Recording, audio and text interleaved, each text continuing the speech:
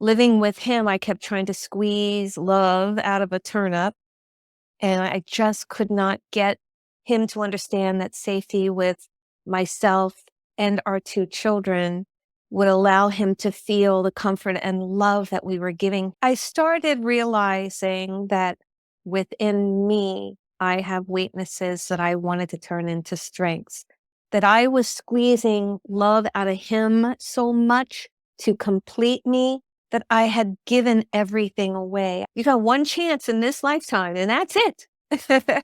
Why would I allow myself to not feel joy? Thanks for tuning in to the Vibrant Soul Society, The Conversations. I'm your host, Baba Sam, the Miracle Man. Our mission here is to help you see that you are greater than your thoughts, and thoughts are creating all those issues if your life isn't working out the way you would like. So every week, twice a week, we bring in various experts and guides to provide wisdom, motivation, and tips on how to live a better life. And today on the conversations, we have a very special guest with us, a vibrant soul, Terrie. Welcome to the conversations. Thank you, Baba Sam. It's great to have you. So, people who aren't familiar with you, who is Terrie? Who is Terrie? So I go by Terrie Christine. I'm an intuitive energy healer and I dabble in psychic medium work as well. That's actually what I started. And the psychic work is the strongest probability in the energy field. And the mediumship work is talking to the non-physical. There's a tiny story behind that for the purpose. And it was about the death of my grandfather. But I specialize in working in the subconscious, meaning when you were talking about the theme for this show about the thoughts that create, right? And then those thoughts can be molded from your childhood. And that's where I come in as an intuitive energy healer. I work in your subconscious to reveal why you're struggling, why you're attracting lack, why you're attracting the same type of partners or experiences. I bring it to your present state, and then I can shift it from your subconscious. Oh, that's great. So, which got you into the spiritual realm? Was it the death of your grandfather, or was there something else before that? So the death of my grandfather came first, and my sister and my granddad were super close. And then he died like suddenly. I call it instantaneously because he wasn't supposed to. We went to the hospital just for pain in the stomach, and he died on an MRI table. So every year, the anniversary of his death, my sister kept saying she didn't want to be here. She wanted to be with him. And so I said, no, not on my watch. And so I was in corporate at the time, and I met this girl that could talk to the non-physical. I'm like, what is that? And so I hooked up a three-way call. She brought my grandfather in. She said things. There's no way she would have known. My sister healed within that hour session. So she started celebrating him versus getting lost in loss. And that's what I call it when people can't get out of that rotating feeling of wanting something they can't let go of. And so I said, I want to save lives like that. But I was in the middle of a very turbulent relationship with the father of my children, and I had to put that on pause. So then here we go, moving forward. Living with him, I kept trying to squeeze love out of a turnip, and I just could not get him to understand that safety with myself and our two children would allow him to feel the comfort and love that we were giving him. And he just couldn't do it. But I didn't understand that he couldn't do it. So I'm year after year, come on, squeezing and trying to get him to understand and to be more connected with us. And over all those 14 years, that last year, I said, you know what? If this is what love is, I don't want to be here myself. I don't want to keep begging for something that I just feel is natural within me. And so I woke up at 3 a.m. I went into the bathroom and I laid on the floor. And with all my might, I said, God, I'm ready. I am so ready. And it was like lucid dreaming. My eyes were closed, but I was awake. And then I felt this expansion in my body. But with my eyes closed, as I was expanding, I felt that I was moving further into the universe. Like literally, I saw stars all around me. I thought I could touch them. I had this expanded state of awareness. And then I'm just like feeling at total bliss. I made it. Yes. Ha ha, I'm complete. And then all I heard was three simple words, very loud and prominent and masculine. Love will come. It was as if I was in the center of a speaker. It was all around me, very masculine, and the feeling of all knowing. I instantaneously got back into my body. I stood up and shook myself as if I was a dog out of a tub. And I'm like, what? I got into the bed, and the next day I woke up. Everything had changed. It was as if God sent me a rope down my hole, and I was able to pull out of it that sense of feeling that I was lifted and I have something to move forward to, something that I knew I was going to get that I'd been struggling with for 14 years in that relationship. As it went, it gave me the strength to end that relationship. And then I went on a spiritual journey. Now, I call each step of what I learned a lily pad. So I started with Reiki, and I stepped into the lily pad of understanding how to harness energy. And as I was doing it over the years, I'm like, whoa, there's more to this. And I breathe a certain way of bringing in the energy, and I exhale a certain way. And when I'm face to face with my clients, I breathe energy into them where I know it needs to go. But what I realized is that at the end of each session, every single time a client said, what happened? What did you just do? They wanted more clarity, and I wanted to give it to them. So I was having this conversation with God, give me more, help me understand. I want to know how I can help them in a deeper level so that when they walk out, they have the answers, they have the clarity. Very interesting journey. So, hearing that love will come, and you just had a sense that everything's going to fall in perfect order. Was that the sense that you had? Yes, because the whole time I was with the father of my children, I wanted the hugging. I wanted the hand holding. I wanted him to say, I love you without me having to start it. I felt it was a one-sided relationship, and I was just trying everything in my might to get him to feel safe in love, that he can give it as well as receive it.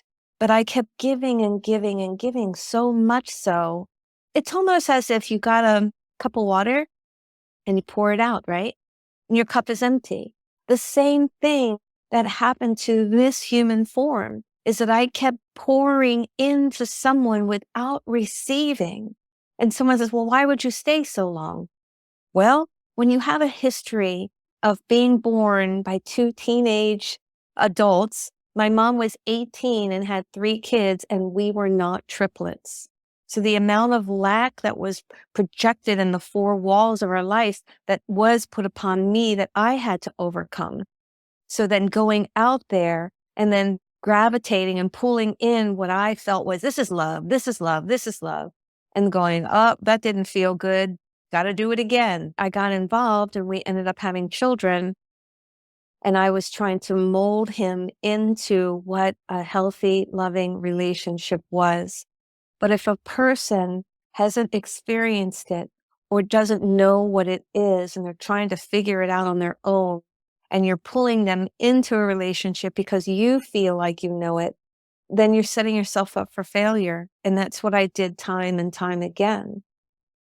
Right, because you're probably unaware at this time of the programming and the subconscious at that time and how that projected into your life, that all these programs from childhood are really creating restrictions and a life we do not desire. You're like, okay, what do I do next? I got this wisdom. And you talk about these lily pads. You just jumped into a Reiki session. How did that unfold? Yeah, so I started realizing that within me, I have weaknesses that I wanted to turn into strengths, that I was squeezing love out of him so much to complete me that I had given everything away. And that's what I did. I poured everything into this human being, my partner, that there was nothing left for me. So I said, okay, I now need to heal for what I did to myself. And so then I said, okay, when I woke up that next morning, I was corporate director of sales. I took care of the children, picked them up, fed them, read them. He was just the guy in the corner reading a newspaper, watching TV, and being that partner as he chose to be, and taking care of the outside at the house, right? And so I said, okay. I got up and I went to the bookstore because something in me was telling me I need more. I need more. And so I did not have time to read books because of all of the duties that I had assigned to myself. I maybe read one book a year. So I went to the bookstore and I started pulling all of these books off the shelves. People have given stories, well, the book just fell off. No, I grabbed it, but I grabbed authors that I knew nothing about at that time. Wayne Dyer, Esther Hicks, Eckhart Tolle, and there's so many more. But they are the masters of what we're in the spirituality realm. And I did not know any of that at the time. It started just their names resonated, the book covers resonated. I brought them all home and I started reading 2 books at a time. I became a speed reader. I don't even know how that happened. I was just absorbing it all and it was all making sense. And the truth always makes sense. And when I was reading it, I'm like, oh, there's more to this than what meets the eye. Oh, that I have to trust myself and stop giving all of that away. What does that mean? And I would dive deeper and deeper and deeper. So it started literally in reading books and understanding that knowledge is power, my friends. And then I said, well, what more can I do? And that's when I did. I stepped into having a Reiki session and I'm like, whoa, that's pretty interesting. And then learning more about that.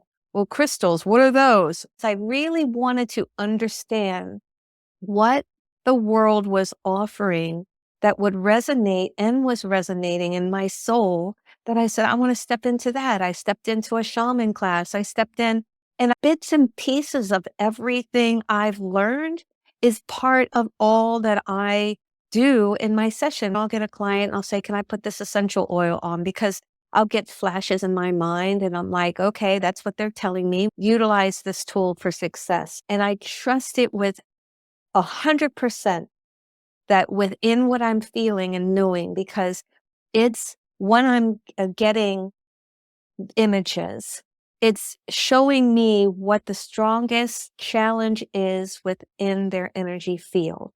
But the interpretation of what I see is pretty standard for me to tell someone what's going on and then how to shift it. So I give tips and tricks that I tell with my verbal mouth. And then I also shift that energy. I also do it remotely. Just going back a little bit, I was just curious. Did you do any of the practices in the book, or was it just reading at that time, just trying to acquire information? Yeah. So the very first book was creative visualization. Shakti, and I'm sorry, I can't remember, but I still recommend that book. Creative visualization. It was the first one I started reading. I started doing the practices in that book to understand that I can really trust my thoughts. However, what happens is that when you're not in the space of being present, the thoughts of what am I making for dinner? What are my goals today? But when you're visualizing and creating, when you trust your visualization, then all of a sudden, once you're creating in your mind, the movie will take over. And then you'll start seeing it automatically create an end result. And you're going, whoa, what did that just happen? But then you find that you're fully connected to this energy source that is giving you the tools to be able to say, this is how it could turn out for you when you trust and believe. Right, really trust and believe. And fully connected is just to remind people that you're always connected. It's just the mind trying to create separation because, in truth, we are that energy and aspect of that. And the mind loves this separation, but it's real important for individuals listening here that we do have this power within us. And it's really about, reminds me of this book that you wrote too. We can talk about this, The Secret Power of You, because we have this power. So you want to tell us a little more about this book and how that came to Yes. be? Yes, I'm going to show it here. So, The Secret Power of You can find it on Amazon. This book I call, you've been hearing me say tools for success. And I believe that this is one that I created as your tool for success. And when I started doing the energy work, a lot of this is self-taught. I would get a download, "Oh, do this or try that." Breathing a certain way or putting your hands on a foot or in the ankle. And then I would hear when I had my hands on an ankle, the ankle represents the support of moving forward. The legs represent support, like legs of a table. Feet represent moving forward. So over all these years of practice, I started hearing, well, this is what the hip means. It means support, and the shoulders are perception of burden.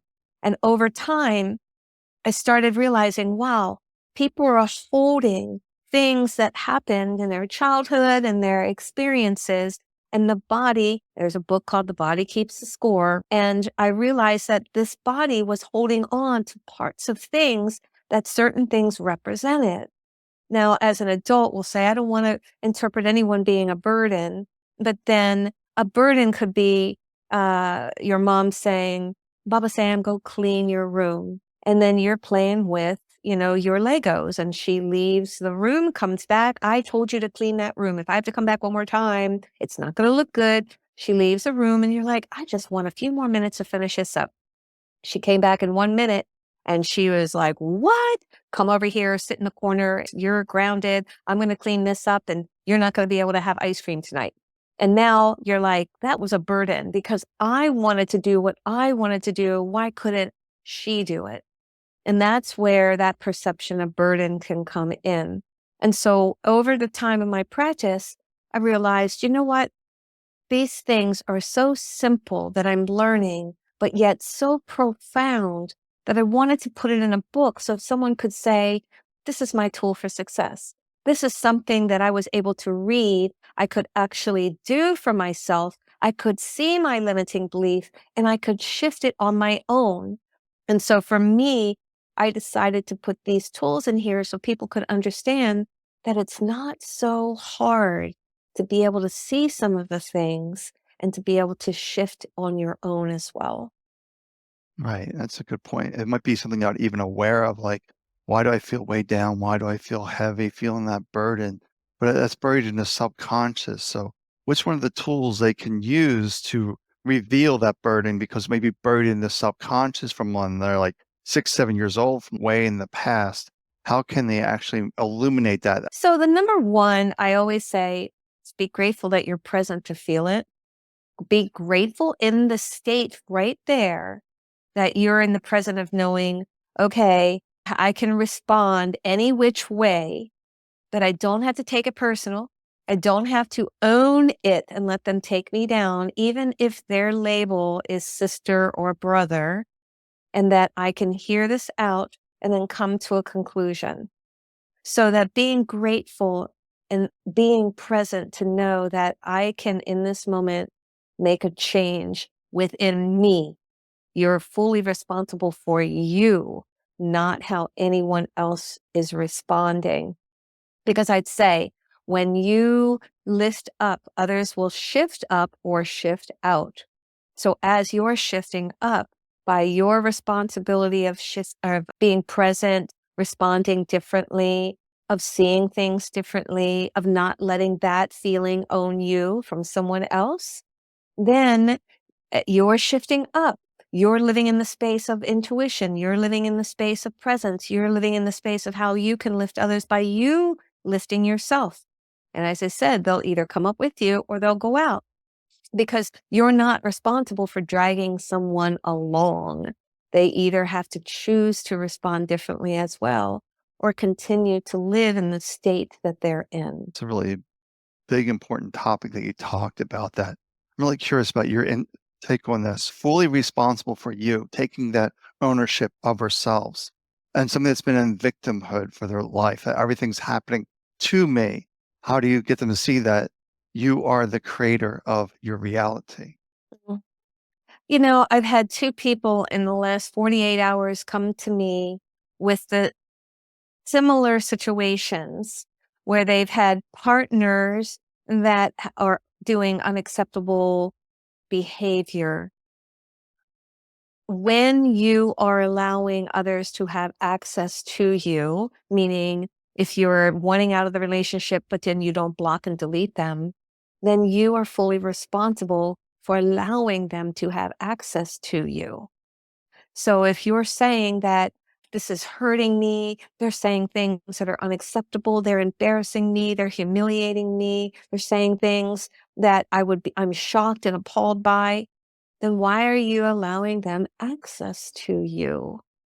And so we have to understand that when I say you're creating it, you are, by allowing someone that's not fulfilling your soul, because that's what we're here for. We are actually here to expand and grow. Everything else is a choice. And so if you're having an interaction with someone and they're not in that space of feeling that they're supporting you, and whatever that looks like for you, then you're allowing it to continue to happen. And then years or months, usually it's a year or more later, if you haven't said anything, and when you finally do say something, the first thing out of someone else's mouth to you is, "You've changed. What's wrong with you?" When in fact, you never liked it in the first place. So it's your responsibility to say, "This doesn't feel right." Or what is your intention, especially in the first 3 months of that relationship? What is your intention in this relationship? It actually happened to me. I met a guy, we were dating on the 5th date. I'm like, he's supporting me. "How are you? What can I do for you?" Bringing me flowers, cooked me dinner. I'm like, "Oh, this is wonderful." On the 5th date, I said, "Can you tell me what your intentions are?" Because I wanted a deep connection. I wanted to see where this could go. His response, "Well, it's only casual until it's not." And I said, I had to think about that because that's not my intention. And I shut it down. Because for me, I thought I'm valuable and I wanted someone to see and know that the value that I feel that I give is important to them. And when someone made that response, I'm like, I'm not shutting it down prematurely. He's clearly telling me what he wants, and that's not what I want. So it's okay, even though I saw and felt all these wonderful things about him. I said, that's not for me. I didn't want to be the one 5 months later for him saying, "Oh, I found someone else." When I felt I was all in. So do you see what I'm saying? How we are allowing ourselves to create things, but then we also have to see the flags to say, "No, this isn't working for me as well."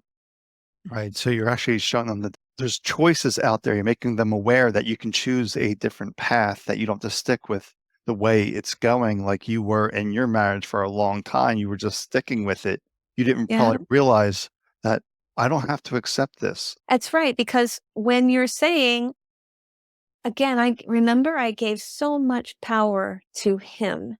I poured Mm. into him constantly, unconditionally, and I wanted to feel that same way in return. And I wasn't getting it. And I said to myself, "That's it.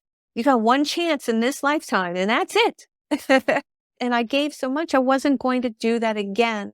So now moving into allowing others into my energy field, meaning dating them and moving forward with what could this look like, that I was feeling a connection with this person and he wasn't. So I said, "Well, okay, then that's okay." Because I felt by then he should know that, is he feeling a deeper connection or wanting a deeper connection? And he wasn't. So I said, "Well, that's okay too."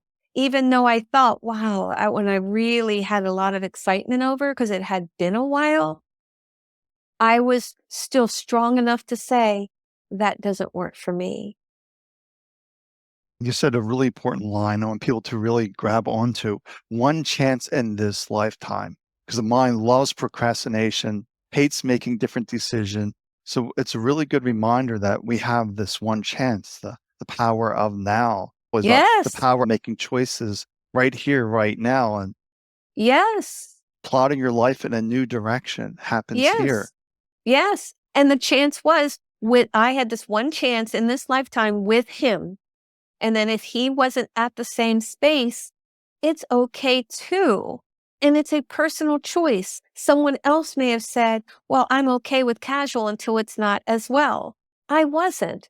I had been single and have been and still am for quite a while. And I'm in the space of I want a connection. And when it feels right, that I'm willing and ready to explore it even deeper. And he wasn't. So at that moment, I have one chance in this lifetime to decide right here, right now.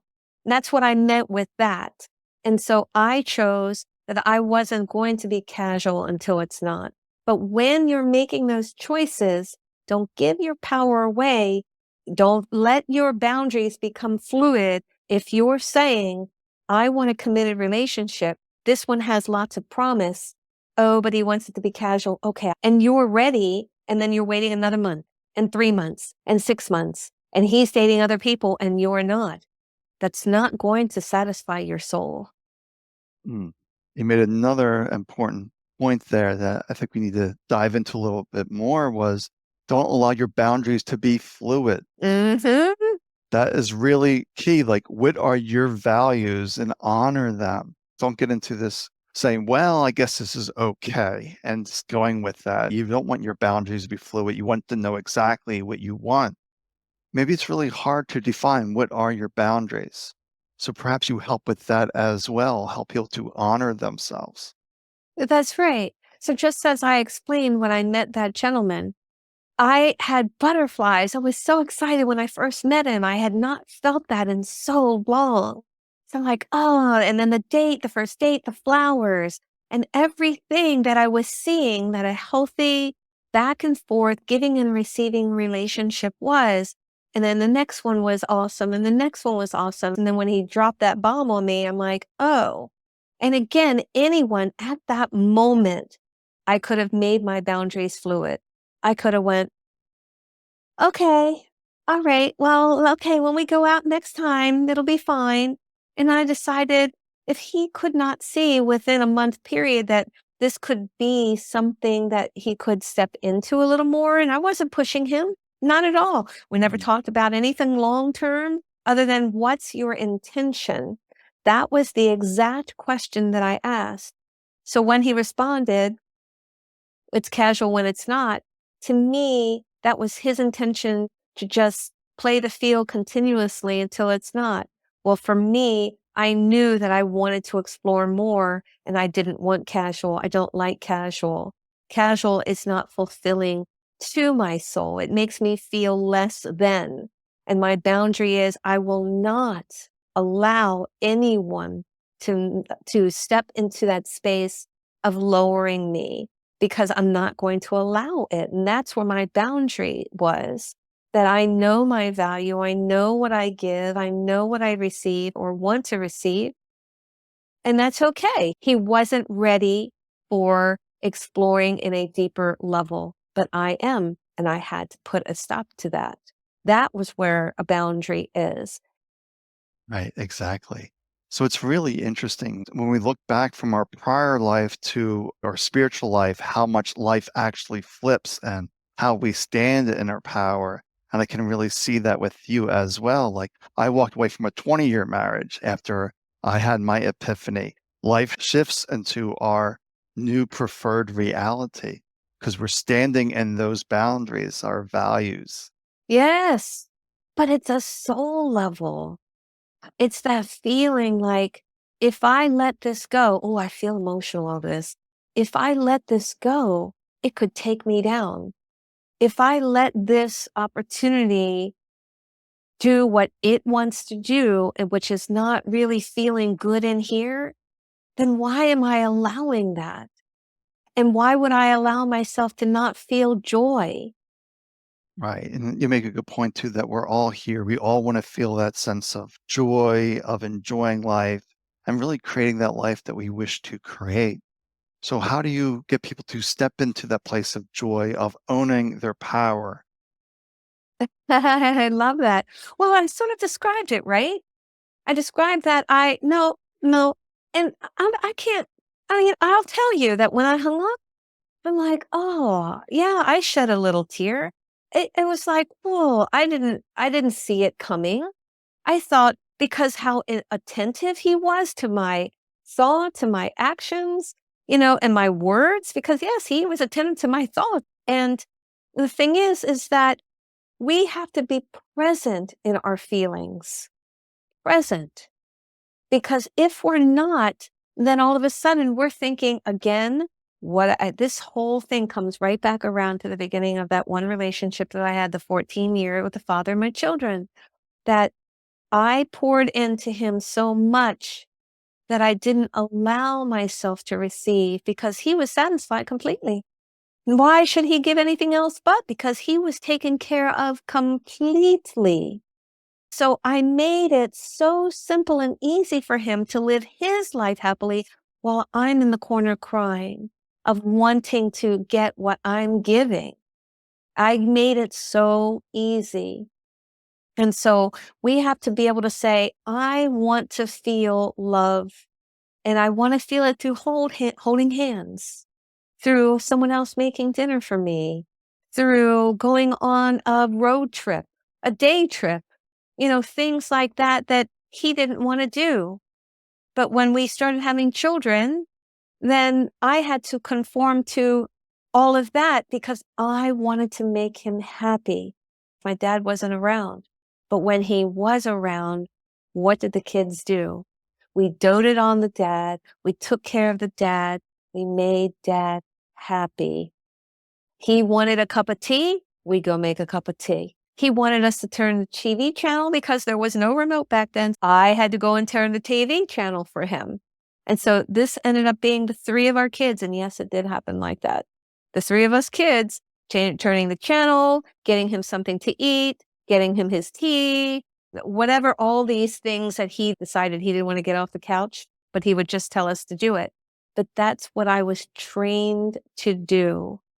And when I realized it got to the sense that I did not want to live anymore, I said, what happened to me? Right? What did I do? And once I stepped back and said, holy moly, I gave everything away. He didn't have to give anything to me because I took care of his every needs, his every wants, every desires, took care of the kids. He didn't have to touch children. I did everything. And then after a while, and that's why a lot of my clients come to me, the first thing they'll say is, what about me? And that is not selfish. That's self-love because they've poured into so many other people for so long that they have nothing left and they don't even know who they are. And that's exactly what happened to me. So now in this space, I've reclaimed my power. I do have boundaries. I feel more empowered to share, to teach, to let people know you don't have to struggle. You don't have to give away all of yourself, including your soul, so that you don't want to live anymore. It's time to feel empowered. It's time to receive and know that everything around us, even when we don't see it, is supporting us. Exactly. So that's a really good point. What about me? And it's not being selfish. It's a matter of self-love, of honoring yourself. It's for the honor and value yourself. I think that's really an important message for everyone to leave with. So if anyone had any questions, how would they reach out to you, Terrie Christine? Oh, thank you so much again. So I have a website, terriechristine.com, where you can find there is a free offer of a 15-minute guided meditation that takes you to the deeper level of the mind. It has theta sound in it. So you'll naturally go into that deeper state and you should be meditating. You can find me on Facebook, on Instagram, on TikTok. So yeah, I do some videos of connecting to, and I read from pictures as well, because it's a blueprint of the energy of the person. So I do a lot of readings of celebrities on TikTok from their pictures. And it's been quite enlightening with that. And then you just Google my name and you'll find over at least 10 or 12 pages on Google of various places that I've been on. So thank you so much for having me. Thank you for joining us on the conversations. It's been very enlightening for our audience. So thanks again. My pleasure. Ta-ta for now.